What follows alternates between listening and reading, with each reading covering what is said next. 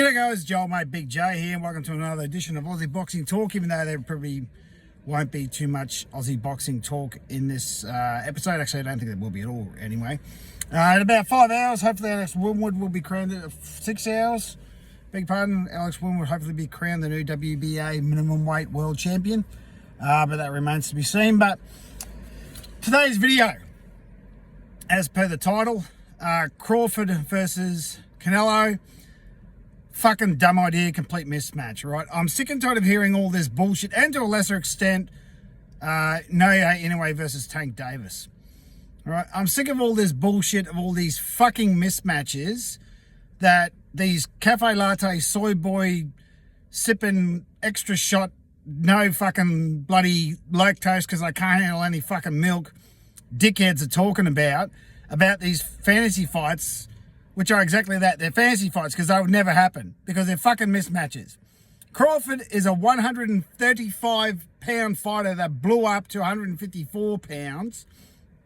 Canelo is a 154-pound fighter who blew up to 175 or 168 pound. Right? You've got a blown-up super welterweight fighting a blown-up lightweight. Right? You know what the difference is between poundage? 135, 154. What's that? 19 pound. What's the difference between 147, which is where Crawford come from, because he's not really a 154. He's a blown-up welterweight, and as I said, he's a blown-up lightweight, right, to go take on Canelo. The difference between 147 and 168 is 21 pounds. So all these fucking fellas that sit there and jerk off fucking fantasy bloody boxing or baseball, whatever the fuck these idiots do who are calling for this fight, go back to fucking jerking off to OnlyFans because you're a fucking bunch of sip dickheads. It's a fucking mismatch. They both are.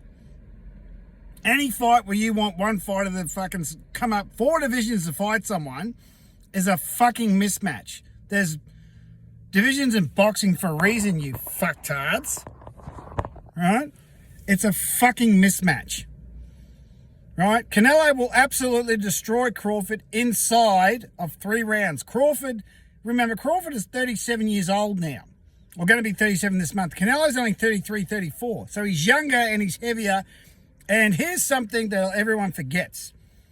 Crawford has never defended his belts while he was undisputed. I think he got 2 belts in lightweight, went up to 140, become undisputed. Never defended the titles. Went up to 147, never defended the titles. He's gone up to 154 now. He just relinquished his WBO belt the other day. Okay? Canelo has defended his undisputed status 3 or 4 times. Right? 3 or 4 times. So not only has he stayed at 168 after becoming undisputed, I think he went up to 175 to fight Bivol then. That was a few years back. That was 3 years ago. Canelo is the best 168 pounder in the world, and he's been at that weight for a long time now.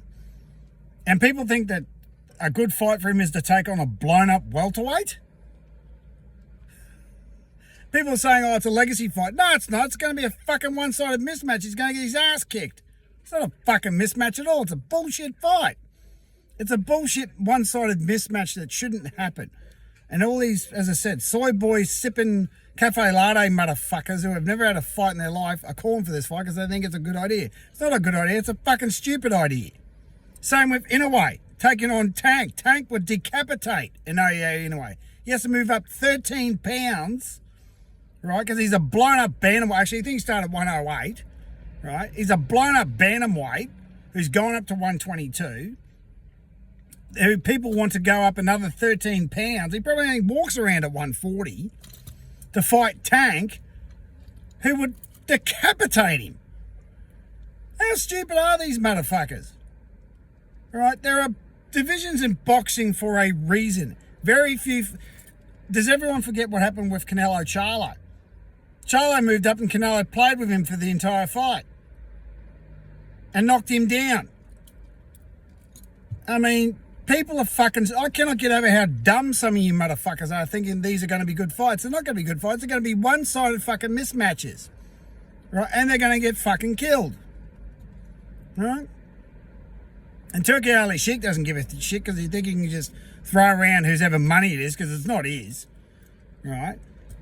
You know, and get these fights done. It's like, mate, you're going to get someone fucking badly hurt or killed. You cannot have a super bantamweight fighting a lightweight fighter. It's just not going to happen. It's a fucking stupid idea. I mean, it's dangerous enough when people move up one division, let alone four. And let me tell you the last time someone moved up 4 divisions, right? Go and research this fight. Liam Paro, actually, I will talk about Aussie boxing because here's my point. Liam Paro versus Brock Jarvis. All right, Brock Jarvis, before he fought Liam Paro, was a super bantamweight, a 122er. Liam Paro, right, is now the IBF champion, and before he fought Brock Jarvis was the number 1 IBF. I think he still was the mandatory contender, or very high up. He might have been number 2 for the IBF at the time of the fight at 140 pounds. So Liam Paro was is a long-established 140 pounder. I don't think he's moved up or moved down from somewhere else. But Brock Jarvis started at like 115's moved up, right? So, and his previous fight before fighting Liam at 140, I think it was at 126. When he fought Mark Sleeves again, was a blown up bantamweight himself. All right. Actually, no, he fought at 135. He fought at 135 against a Mexican bloke and almost got decapitated in that fight. So here's Brock Jarvis, who's never fought at 140 in his life, taking on the number 1, certainly the number 1 person in the country for 140, and the number 1 contender at one of the sanctioning bodies, so one of the top 10 fighters in the division, and he got sparked in 1 round. 1 round. Because here's what people don't remember, right? Yes, okay, not only do you have to carry your power up when you go up divisions, you also have to carry up your punch resistance. Crawford has never fought someone that can hit him as hard as what Canelo will hit him, because Canelo is a 168-pound fighter. Crawford's never fought anyone like that. Look at what Madrimov did. Madrimov took Crawford to the distance for the first time in 11 fights. First time in 11 fights, and he's a 10-fight novice. Madrimov was a 10-fight novice. With all Crawford's experience and everything that he's done, he got taken the distance by a 10-fight novice because he moved up to a weight division too high. 147 is his peak, is Crawford's peak. He shouldn't have went any higher, right? And Canelo will fucking kill him. Even if the Canelo goes down to balls down to 160 to fight Crawford will still get fucking smacked. Same with Inoue. If they decide to fight at 130, because Tank has fought at 130, all right, even at 130, Tank will fucking annihilate Inoue, right? Because look how he struggled against TJ Doherty the other day. TJ Doherty's a washed up, super featherweight.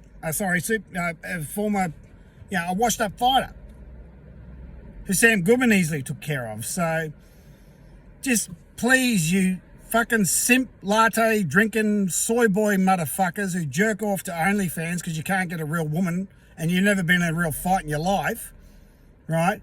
Please stop talking about this dumb shit. Because you're all fucking idiots. None of you know what boxing is, because if you did, you'd realise, there's boxing divisions for a reason. It's a stupid idea to get a lightweight to fight a super welterweight and think it's a good idea. It's not a good idea. It's a fucking mismatch, right? So take your fingers out of your asses, use your fucking brains and realise these fantasy fights are exactly that, fantasies, and stop fucking talking about it before someone gets fucking hurt or killed, right? You're a bunch of fucking idiots. Wake up to yourselves, right? Go watch some proper fucking fights, right? Have a great day.